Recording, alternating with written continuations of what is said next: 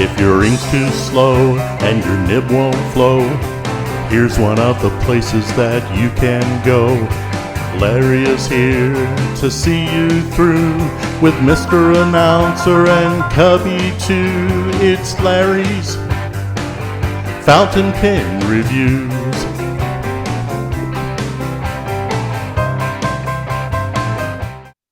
We're going to start now, and whoever comes on, comes on.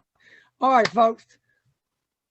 Today we're having a rigs on, and I think you're going to find him very interesting. He's going to explain to you in detail and depth about his pens and why his pens are high-end pens, but he does have pens that are medium-range pens.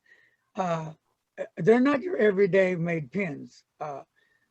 On the higher end pens, I would have to say it takes a lot of work and time to put them all together. It's not something that you just zap it together and you put a price on it and you sell it. No, because if you don't know Mike, you know, Mike is very picky.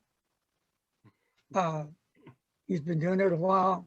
He knows what he wants. He knows how he wants it. I think detail-oriented would be a little nicer than picky. Well, that's good. I'm picky. Well, yes, you are. So anyway, but he has this rush that comes through his body and soul that when he sees it, he knows that this is the pattern I want. This is the way I want it to look, because it's got to be just right, because that's going to be passed on to the buyer. And he wants that person who buys that pen to feel that same excitement that he does himself. If you don't feel it, then you're not loving it. And with Michael's pens, you're going to love it. I've done a review on it. And when I first saw his pens, let's go back. The very first time I saw his pen, it was like it hypnotized me, like one of those cobras. Nah, nah, nah, nah, nah. That was it. I was done. There was nothing else to look at. So, Mike, welcome to the show. And please, to anybody that wants to ask my questions, get done, please raise that little hand, and Mr. Franco will explain to you if you need assistance. Mike, well, it's all yours, my friend. Take it away. Well, thank you, Larry. It's great to be here. I kind of function better if you ask me a question, something I can bounce off of. That would be good. We can do that. Michael, I'll start it off. Okay. When did you start your journey, and what motivated you to start that journey? Okay. I kind of fell into this journey a little bit by accident.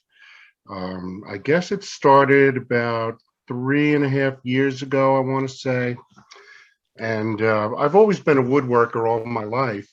Been a hobbyist for years. I've made furniture, I've made boxes, I've made, my crowning achievement was a china cabinet for my mom.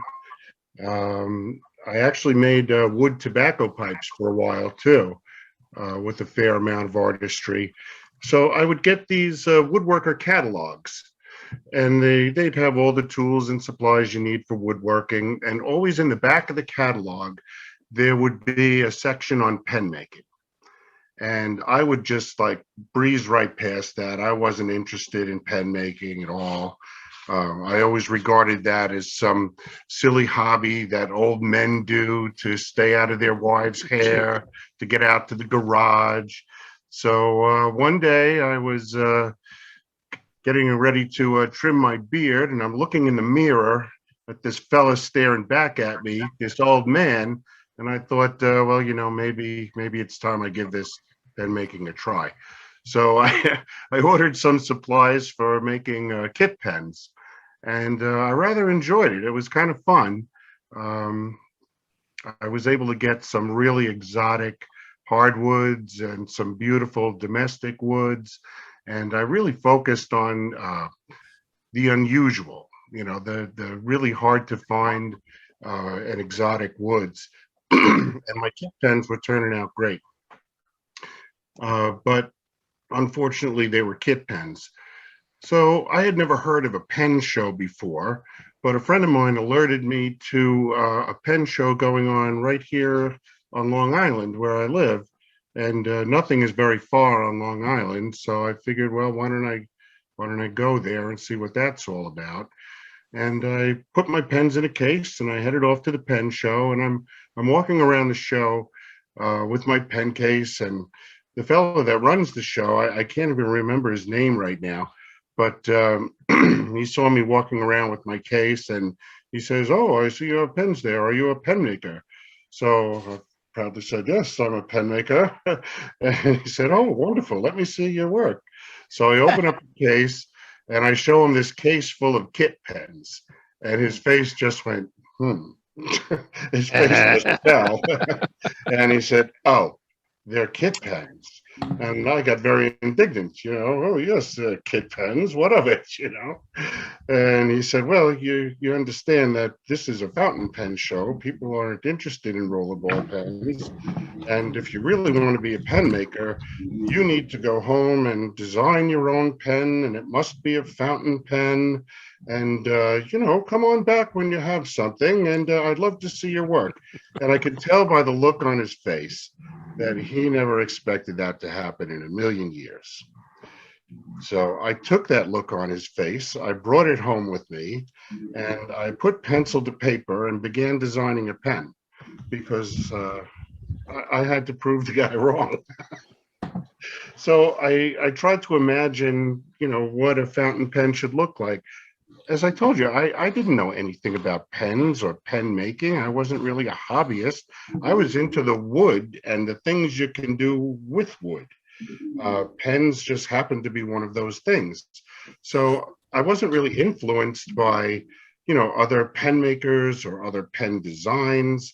I had no idea what was going on in the fountain pen world. I just went into my own head and thought about what I thought a pen should look like. And the design I came up with is pretty much straight out of my head, my design of what I thought a pen should look like. And there are about 3 generations of Riggs pens now. The first one had a few things wrong with it that needed correction. I didn't like. I began using brass threading, and the brass threading is a little rattly, a little scratchy, and difficult to work with. And then Ryan Krusak suggested to me, "Oh, a better material would be Delrin." So I changed that design to Delrin threads, and now they're strong and smooth as silk, and they hold firmly, and it's really a great material for threads. The next problem I had, and let me see if I can show you here one of those. Pardon me, I have a little scratchy throat. Can you all see that? Can you see that well enough? Okay, so that's a number 5 nib. I knew so little about fountain pens that I didn't realize that most fountain pen users prefer a 6. So that was another change I had to make. And then I'll show you something else. If you notice the threading for the section, the male threads are on the body and the female threads are on the section. Problem with that? Consequently, this material here is very thin because it has to fit under the cap. So it holds together just fine, and you can certainly write with it, but I've had some people who kind of bear down a little too tightly when they snug down the section and they crack. So I had to do something about that. So I'll show you another pen where that has been corrected and how I corrected it. Okay. Here we go with a lovely number 6 Yovo nib. And I'll unscrew it for you. So now the female threads are on the body. Oh, And the male threads are on the section. Whoa! I was just attacked by a rogue lamp. A ghost. A constant ghost. Okay, here we go. All right, so what I did was I make a Delrin post that goes into, it's epoxied into the section. So, and I put the male threads on there. And now this is rock solid. I mean, it is like one solid unit, and you screw it together and it goes together smoothly and snugly, and you could snug that down all day long, and it's going to make a nice firm connection, and it's not going to break. So that was generation 2. Generation 3, I'll tell you the problem I was having. Oh, it's going to make me nuts, folks. So it wants to attack. And that is generation 3, folks. Generation 3. It's actually the same pen, but I'll show you the correction I made. If you notice, this is still Gen 2. The threading for the cap, there are only about 2 to 3 threads, which means it's a few short, just a couple of short turns to close the pen. However, if you bear down on it too tightly, it's going to skip a thread. Not this one in particular, but I have others where that was a problem. So now I make that threading for the cap just a wee bit longer, and it lands solid. You can snug it down as much as you want. It'll make it ink proof, so it won't wreck your pocket. It'll wreck your hand if it leaks, and but they almost never leak. But it is the nature of fountain pens that they will leak at some point if you're not careful. If you go on a plane or something with a pressurized cabin, you know, a lot of times your pens will leak on you. So that's the next generation. And let me show you another pen. This is one of my favorite woods, and hopefully I won't get attacked by the light. But can you see that? That is figured beautiful. myrtle. Yeah. That is figured myrtle. And can you see the figure, the lines moving in the figure? Yeah. I only have a tiny little picture, so I can't really see very well. Oh, there I am.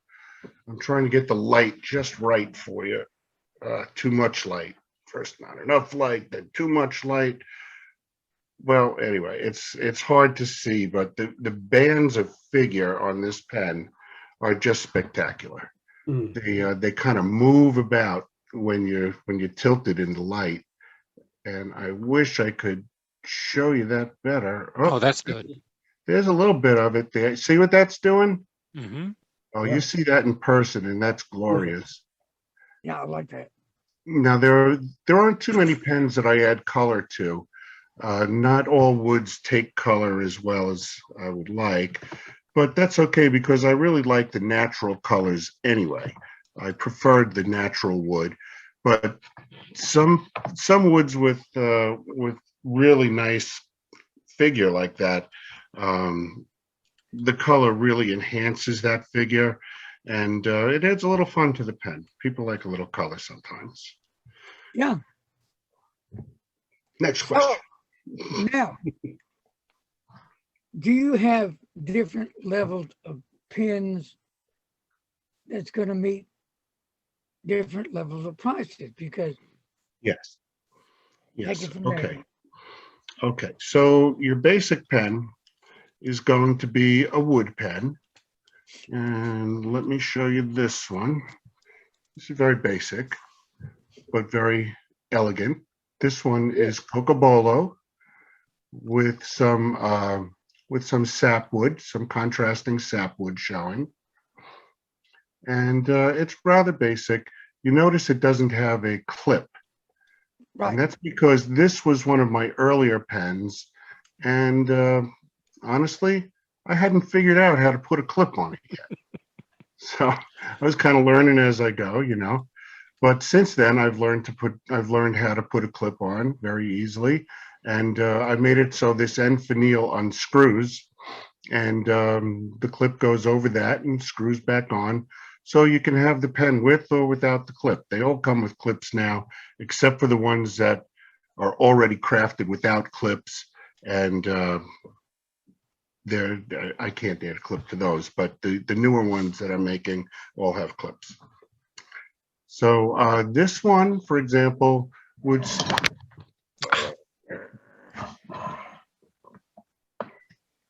not liking this at all. Oh, Oh. that's not bad. That's not bad. That's good lighting. I like that. Okay. Yeah. Yes.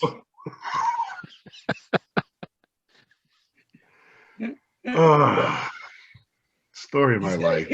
He says, Larry, you gotta go. Go ahead. Larry. So this one is $375. Not a bad price, No. considering it's a handcrafted pen.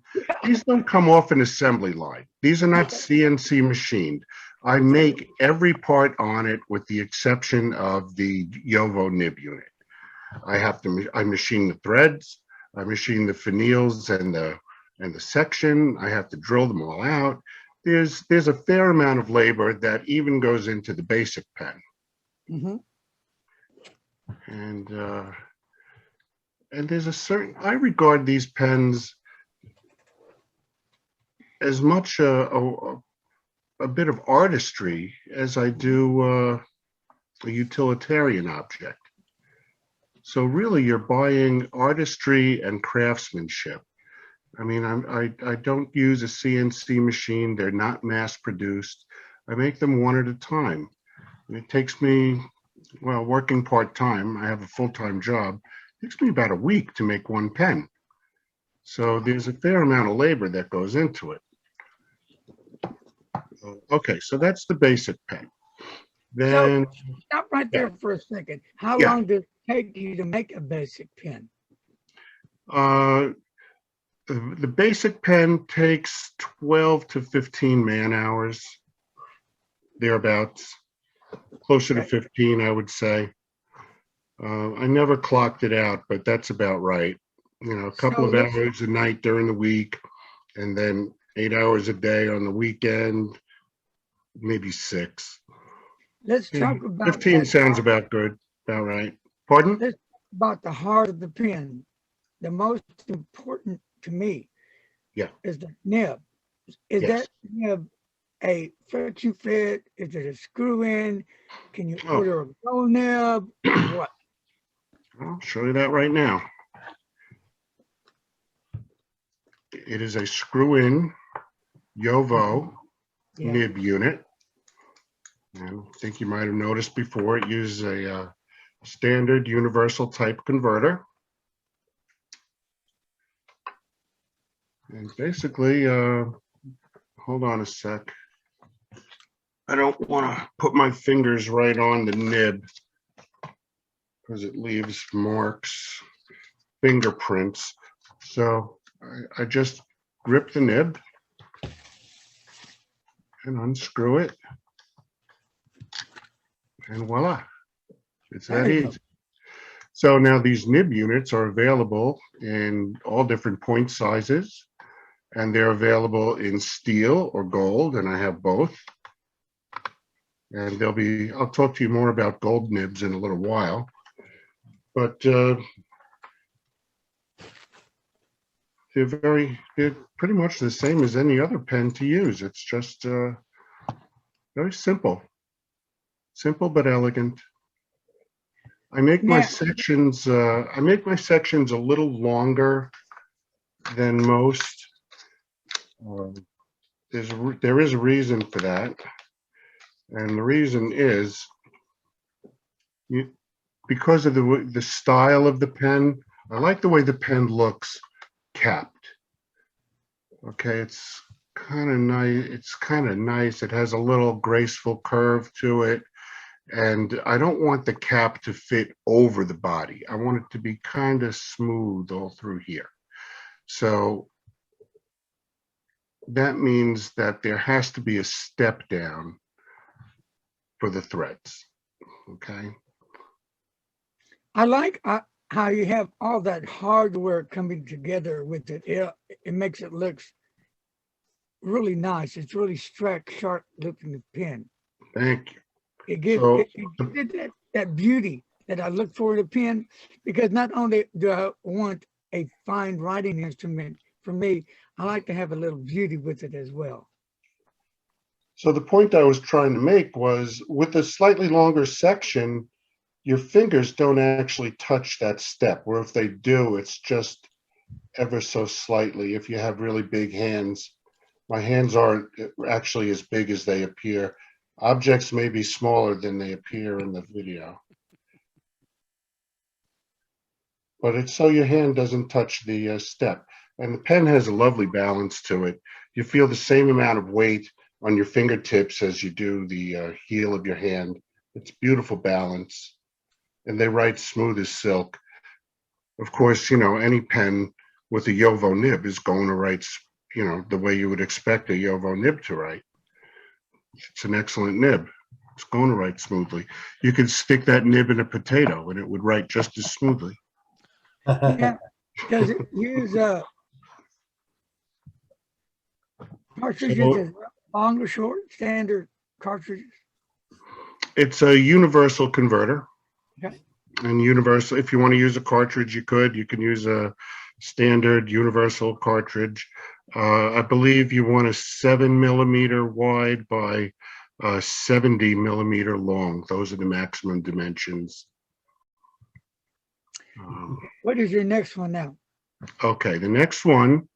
Now, I haven't made this type in a while. I sold out of them.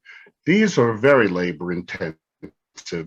Again, it's another wood pen, but it's laminated. This one is rosewood with a layer of red birch. The red birch is actually white birch that's dyed red, and curly maple. Can you see the figure moving a little bit? Yeah, sure. See, this is one of the problems I'm having with pen sales is, photographs don't do it. They photograph fairly well, but you really have to see them in person to understand the craftsmanship and the beauty of the wood. And pretty soon I'll talk about Fordite. So these pens, these go for closer to 600 because there's a lot more labor involved. You have to glue up the layers, which takes time. And the other problem is a lot of these exotic woods, they don't like to stick together. They don't like to glue up. You can get them to stick together until you begin shaping them on the lathe, and then they like to blow up. So I might lose 2 blanks before I get a finished pen out of it. So I really became discouraged making this type of pen because I just don't have the time to blow up 2 pens for every one that I make. So there's that. But they are nice pens, and I do want to get back to making them. I just need a little more time to devote to figure out how to get the layers to stick together better. So then we get to the pinnacle. Then we get to the highest level of my pen making anyway, and that is the Fordite pens. What is Fordite? Well, Fordite is a material, it's a waste product of the automotive industry. Some of you have heard of it, some of you haven't. I hadn't heard of it before October. And then a friend, Howard Kunix, called me up and asked me if I'd ever made a pen out of Fordite. And I said, what is Fordite? And he sent me a couple of links and it explained to me what it was. And I was immediately intrigued by the material. Not just because it's pretty, but just the nature of the stuff. It's like I say, it's a waste product of the automotive industry. When they spray paint parts, they use a baked enamel paint, and the overspray used to get on all the carts and trolleys as they were spraying the parts, and these things would get all wheeled into the oven together and then wheeled back out and sprayed again and then in, out. And after few hundred cycles, this Fordite would get caked up on the trolleys, and they'd have to bust it off with hammers and throw it in the garbage. Well, some entrepreneurial auto workers took a look in the garbage and saw this stuff and thought, you know, I bet we could make something with that or sell it, or it must have some value. So people started making jewelry from it. And I think I might have a piece to show you. Hold on just a sec. I'm still with you. Okay, here we go. It's a piece of Fordite.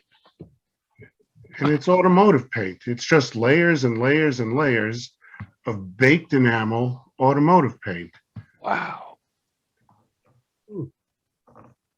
Wow. Now, this material is becoming rare because the spray painting process that they use now is electrostatic, which means there isn't much overspray.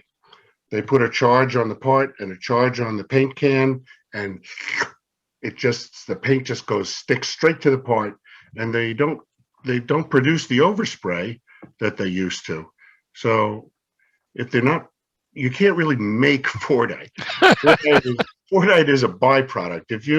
If you were to try to imagine some sort of manufacturing process that involves spraying a surface, baking it, spraying it again, baking it 300 times and expect it to be cost effective, it just couldn't happen. So basically, when the world's supply of Fordite runs out, when the last scrap is sold, that's it. It's gone forever. It's not even like diamonds where you can mine more diamonds, or gold where you can dig more gold. I mean, there will always be more diamonds and gold, as rare as they are. But when Fordite is gone, Fordite will be gone forever. So to me, that adds value to the pen. And let me show you one. And this is what I'm talking about. I'll hold it still. Yeah, there it is. There it is. Beautiful, stunning.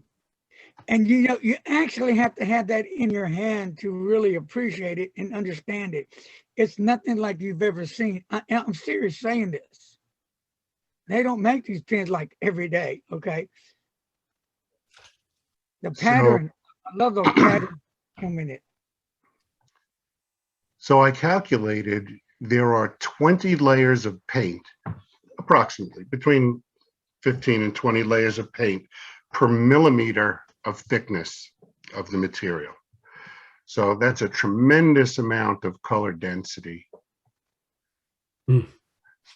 And if you see it from the side, like this area right here, you can see it's almost tiny, tiny, tiny little stripes. But as you move around the pen, when you get to the flat side of the Fordite paint sandwich, that's when the loops of color reveal themselves. So what else adds value to the Fordite pen? Okay, if this were just made from a flat piece of Fordite, this is the orientation you're looking at now, right? But turn it 90 degrees, and if I were to use just a straight piece of Fordite, this is all you would see on two sides of the pen. You'd see loops on this side, and you'd see loops on this side. But this side, you would just get stripes.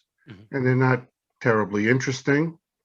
So what I do is I slice up the Fordite, use a drum sander to sand it to thickness into slabs, and I cut it and re-glue it so that we get pattern featured on four sides of the pen.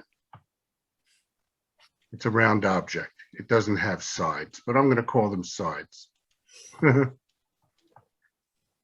that pretty? Beautiful. Beautiful. It is. Amazing.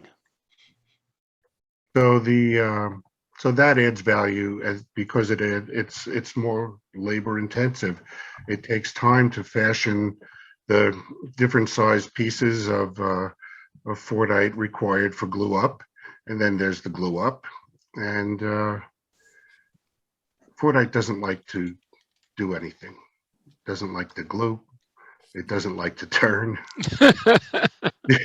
The only thing it likes to do is chip. It loves to do that very much. You need a tremendous amount of patience to turn this stuff. It's you have to go very, very slowly. You have to take tiny little shavings off at a time, and you have to use very, very, very sharp tools. Here's another one. Look at that one. Beautiful. That is just really beautiful. Wow. Just look at the colors. I love the color scheme in it. Really. It's That's nice. amazing. Yeah, this one's very pretty.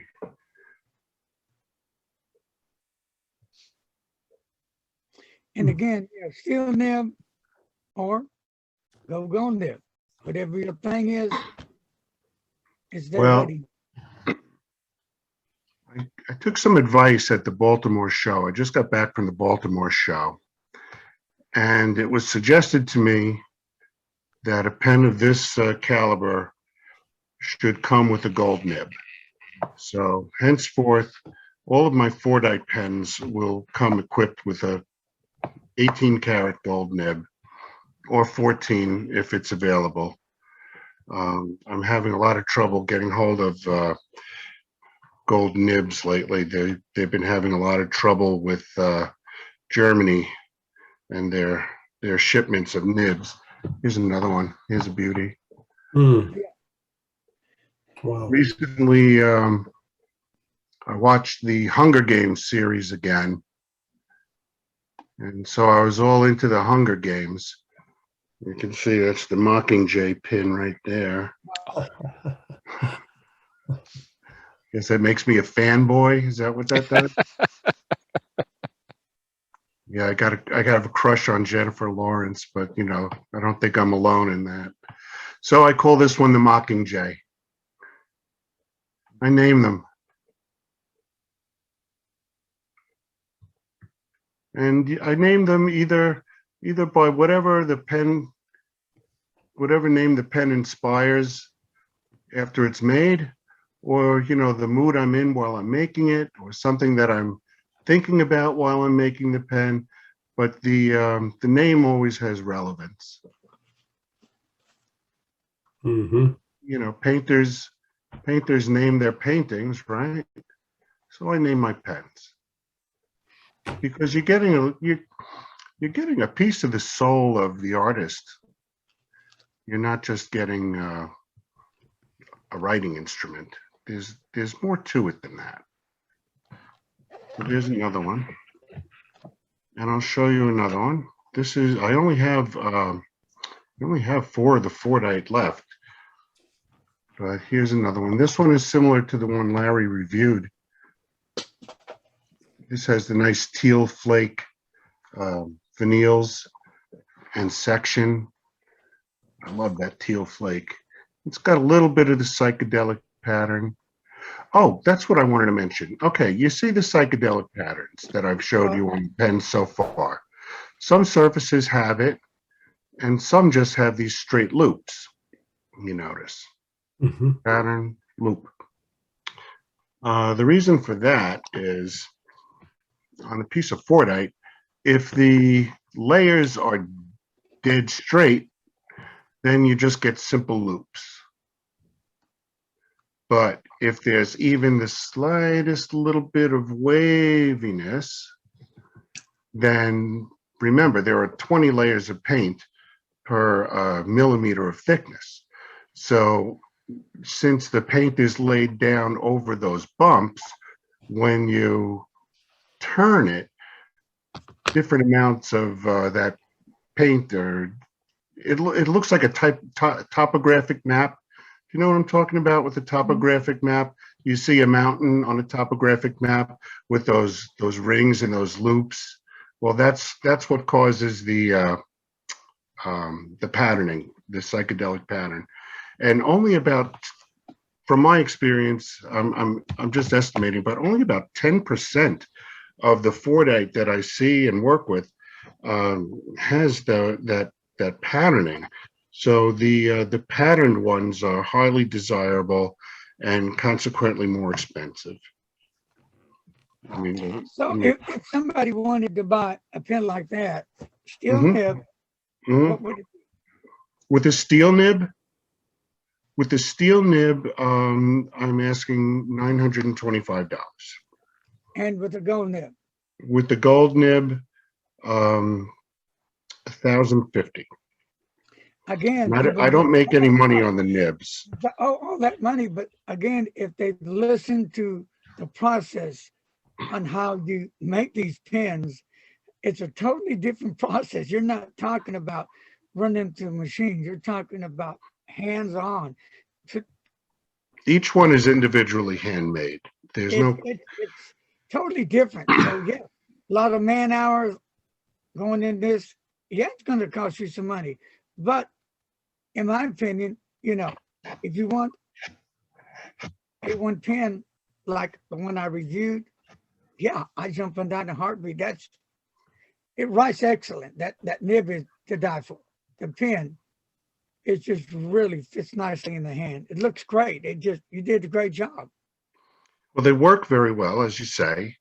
But first and foremost, I mean, it's going to write well. That's a given. So from my perspective, it's a work of art, like a painting would be. Right. Um, so really, you're buying the craftsmanship, you're buying the artistry, and like I said, you're buying a piece of the soul of the artist. Are they worth that much money? That's up to you. I mean, Andy Warhol painted soup cans, and he get $2 million for a painting of soup cans. So really, I don't know. I would say they're worth it because of their rarity, because of their beauty, because of the artistry that goes into making them, the craftsmanship, and just the love of doing it. Um, there's a lot that goes into that pen. When you hold one of my pens, you'll understand. They just feel so wonderful in your hand. They're light, they're nimble, yet they feel substantial. It's that beautiful balance of knowing that you're holding something solid in your hand, yet still having it very comfortable to write with and enjoyable. Now, do you have a website that they can go and look at these pens and order? And do you also ship out of the U.S.? I'm okay. First things first, I do have a website. You cannot order pens through the website. I'm a one-on-one, hands-on kind of guy. If you're interested in one of my pens, shoot me an email. We'll start a dialogue. I'm very responsive to emails. I don't leave anyone hanging. But I'll see if there's a pen that you like or you don't like, what you would prefer. I don't charge for custom orders, so you can order a pen custom made, or one that I have in stock. Now, here's the trouble with the website. It's a pain in the neck to keep up with. Like I say, I have a full-time job in addition to pen making, so I just don't have time to keep up with adding photos and taking photos off a website. So really, the pens that are there, I regard the website as mostly a gallery to get an idea of the type of pens that I make, the variety of woods, the selection of acrylics for the finial and sections. So I wouldn't go there to buy a pen. I would go there to see what I offer. Facebook is another story. Facebook is where I post all my latest work. Whenever a pen is finished from the workshop, first thing I do, bring it inside, photograph it, and post it on Facebook. And I generally tell you what the name of the pen is and why I gave it that name, and anything special I want you to know about the pen, I let you know on Facebook. And if there's really nice figure that benefits from movement, I often include a video with it. With the Fordite pens, I also include a video because you really need to see all four sides of the pen. So it's nice to have the rotating stand for the video, for the Fordite especially. And I don't know where else I was going with that. Where was I, Larry? I'm losing my train of thought. Ship out of the U.S. Ah, yes. I've shipped to Hong Kong, and that went smoothly, but it was an outrageous price. I think the gentleman paid $150 for shipping. So since I don't sell a great volume, I don't really get a discount on shipping.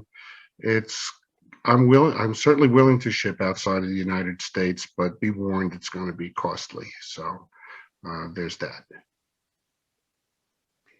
But you know, I think even at that price to ship out, they're going to get a pen that's going to be well worth it. I thought, yeah. Yeah. If Is there any- I lived outside the United States, I'd pay it for one of these. Do you recommend any certain inks to use on this pen or not to use? I'm partial to blue.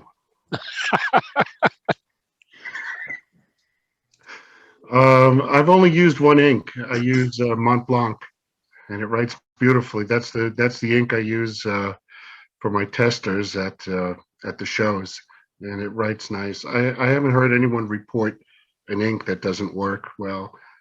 Ask yourself what inks work with your other Yovo nibs, and they'll work just as well with this pen because it's the same nib unit. So Oh, here's one for I you. wish I knew more about inks and such, but the only thing I know a lot about is my pen.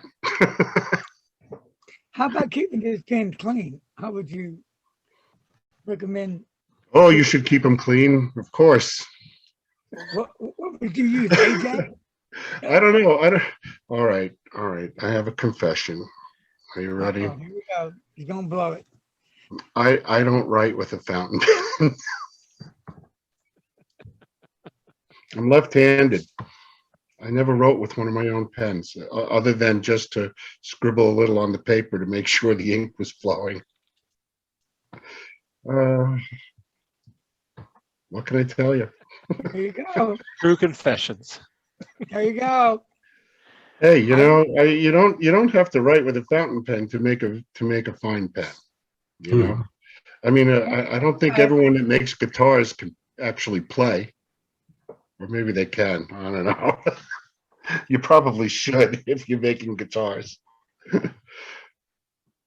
So anyway, I'm not really sure about how to clean them. Clean them in the standard way. Okay. Ultrasonicator would work very nicely. The ones that I've cleaned, I basically just run the nib under warm running water, and I run clear water up and down through the converter until it runs clear, and that works fine. But you all would know better how to clean a pen than I would. Wow. That was interesting. Usually water. Usually just water. I don't know. What do y'all use? Water. I just Water. There you go. use water. Oh, I was right. Oh, yeah, I get it right once in a while. I just sometimes, all the time, just run it through the water and Yeah. rub some rinse and clean it out real good, and boom, it's done. Yeah. Yeah. Well, So- keep it full of ink and you won't have to clean it. You want to open it up? Yeah, I was just going to suggest that we open it up. I guess I'll start off with a question. On the Fordite pens, what are the finials made of? Are those Delrin or are those the Fordite itself?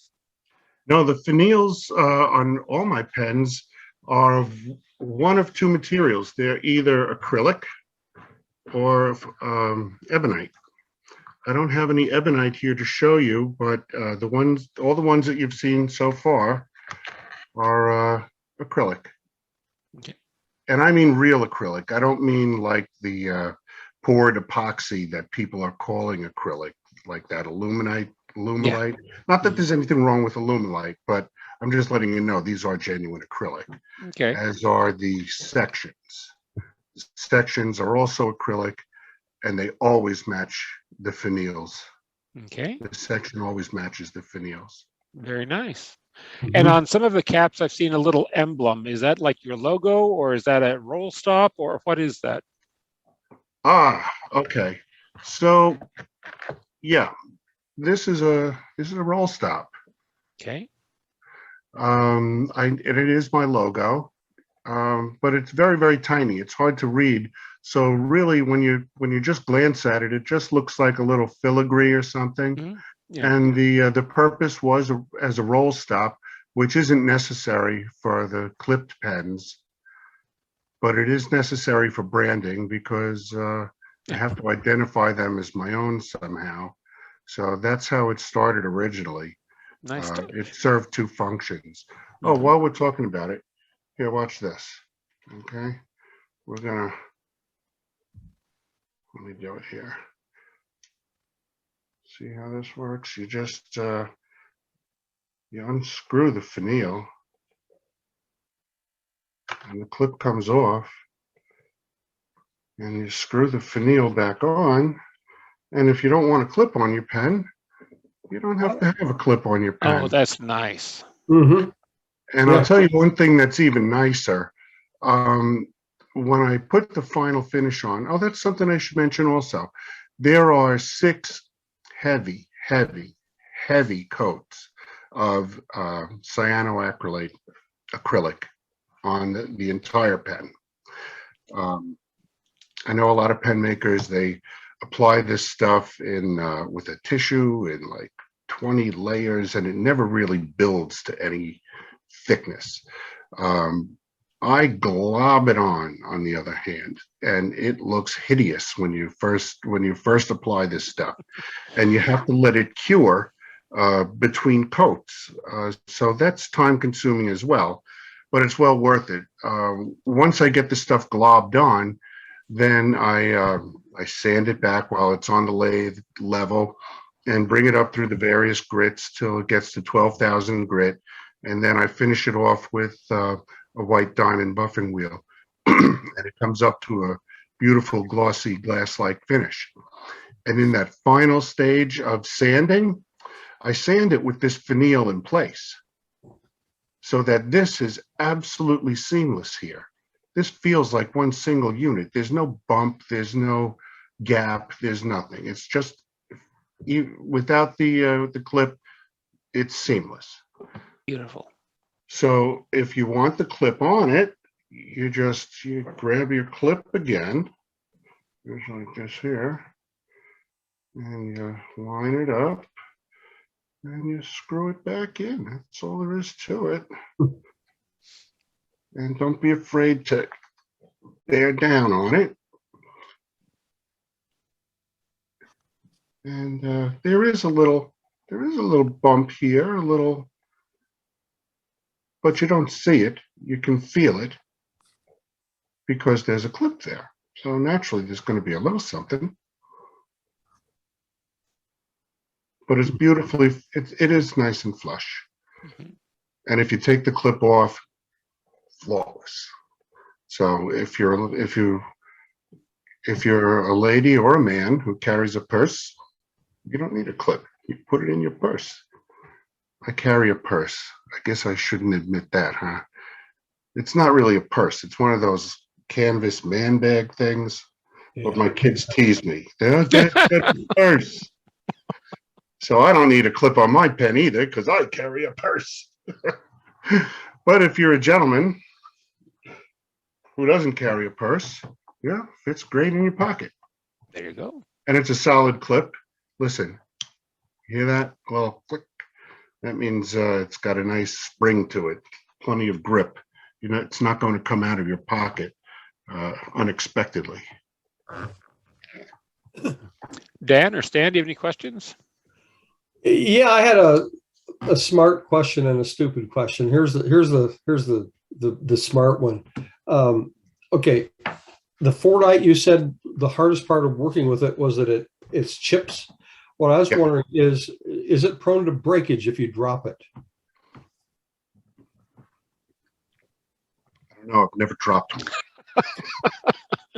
I would say, okay, that opens up a good point. When I say it chips, that's not to say that the layers want to come apart. The layers are solidly fused together. Mhm, It likes to chip because it is a brittle material. mhm. I don't think dropping it would be a problem, because I put those 6 heavy coats of acrylic. The Mhm. Fordite is not bare, it is sealed inside that acrylic. Mhm. Give me a second. Hang Yeah. on. I gotta throw one for us. I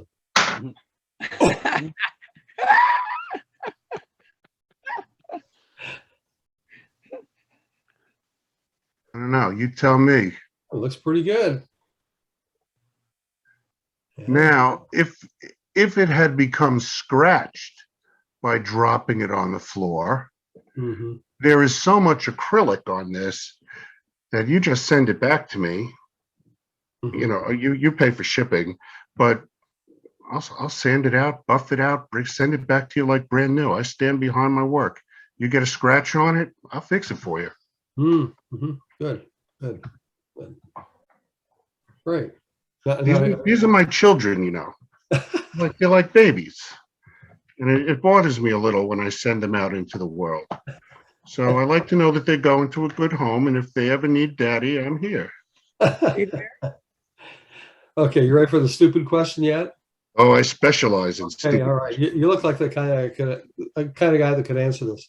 Go Okay, if you call it Fordite when it comes from a Ford plant, what do you call it when it comes from a Chevrolet plant? I've heard it called Vetite. Seriously. No, really. I thought I was being funny. No, It's a seriously. Chevrolet.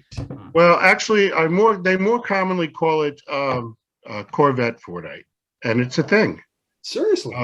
Seriously, because Corvettes are very colorful cars for the Yeah. most part, and Corvette Fordite, if you can even be sure you're actually getting true Corvette Fordite, and that's questionable. But if you do have that stuff, it's gorgeous. I mean, the colors on it are just spectacular. And there's Jeep Fordite, and there's Kenworth Fordite from Kenworth Trucking. Yeah, so it's getting harder and harder to figure out where this stuff came from originally, because they just collect it all in these huge lots, and Mhm. they sell it in bulk to suppliers, and I buy it from someone who buys it in bulk. So I don't think she won't even, she's an honest woman, so she'll never tell me, oh yes, this is Corvette Fordite. She'll tell me it's very pretty, it has a lot of colors, but I can't tell you where it came from, and that's fine with me. You know, if it's beautiful, it's beautiful. So it would be nice to be able to say, oh, this is Corvette Fordite, and I could probably get away with that, but I couldn't sleep at night if I did that. So that ain't happening. Dan, any questions? Okay. Okay, before we leave, what are the next pen shows you're going to be going to? Okay, the next pen show I'm going to do is DC, the DC Super Show. Really, I'm kind of limited to shows that I can drive to right now and drive to comfortably in a day. Again, I'm going back to, I have a full-time job, and I have to take vacation time from that job to travel to different shows. So really, I only do Boston. Used to do Long Island, but there's no Long Island show now. Philadelphia, but those have just passed. Baltimore and DC. Those are the shows that I do.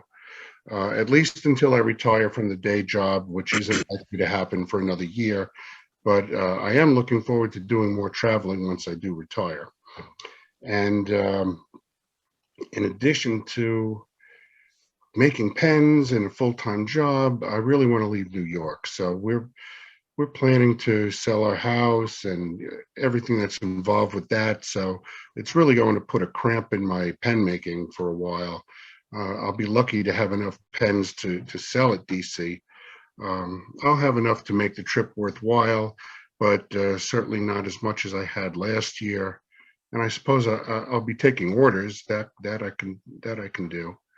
But I love the DC show. I see a lot of people that I don't see all the time there, and meet up with old friends. So it's good. It's a lot of fun. So before we leave, ordering a pen from you, where do they order it? Okay, so you either take a look at Facebook, or you can go to my website, which is riggspremiumpens.com, and take a look at the website as a gallery, and then contact me by email and say, hey, Mike, I'm interested in such and such a pen, and how much do you want for it? And then I'll shoot you back a price, and you'll tell me that's too much, and then I'll shoot you back another price, and we'll go that way. And then on Facebook, you're Riggs Pens, RIGGSPENS. Yes, that's right. I think formally it's at Riggs Pens 33. If you were to type it in. Okay, here you have it. And of course, I will be bringing Michael back again. He doesn't know it, in a different way. He doesn't know it, but I'm already planning something a little bit different that no one knows. So Anytime, Larry. For you, you're a good guy. I love you, Larry. You know that. I know, but it's gonna be like a Ghostbuster show. Wow, psychedelic lights and everything. Ooh. Corvette light. Now you're talking my language. Baby, come on. Bring me back to my old college days. Good. It's all good. Shoot. So, okay. It's time for me to turn into my bat cave. Bat cave. Totally different. Yeah. Thank you so much for coming. No, I'm not. Wonderful. Gonna have My pleasure. So, hey, my friend, thank you much. We'll be talking to you soon on the bat phone, but this is going to be called the pen phone. Yeah. All right, folks. Later. Peace. Love. Good luck. Michael. Take care. You rock the house, Take care. baby. Bye-bye. Later. See ya. It's only See you later.